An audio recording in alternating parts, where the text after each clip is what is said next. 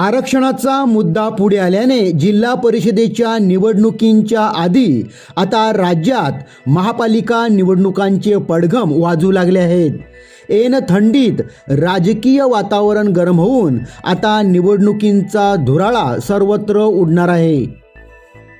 निवडणूक आचारसंहितेची संभाव्य तारीख व मतदान तारीख समोर येत आहे। निवडणूक आयोगाची कशी आहे तयारी व कोणत्या आहेत त्या तारखा ते आता जाणून घेऊया।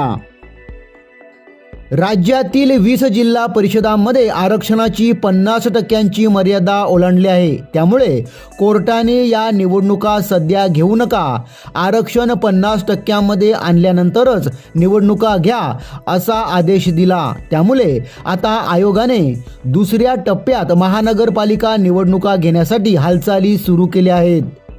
आगामी महानगरपालिकांच्या निवडणुकीसंदर्भात गुरुवारी निवडणूक आयोगाची बैठक पार पडली। या बैठकीत राज्यातील महानगरपालिकांमधील दुबार मतदान व निवडणूक तारखांबाबत चर्चा करण्यात आली आहे। दुबार मतदारांची यादी संकेतस्थळावर प्रसिद्ध करा अशी सूचना निवडणूक आयोगाकडून सर्व महापालिका आयुक्तांना देण्यात आली आहे।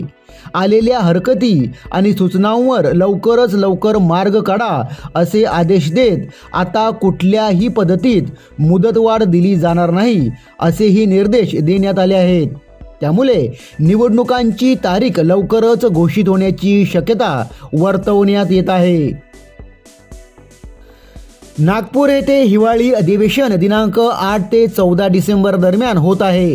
हे हिवाळी अधिवेशन संपल्यानंतर लगेचच दिनांक 15 ते 20 डिसेंबर दरम्यान निवडणूक आयोग महापालिका निवडणुकीची घोषणा करण्याची शक्यता आहे।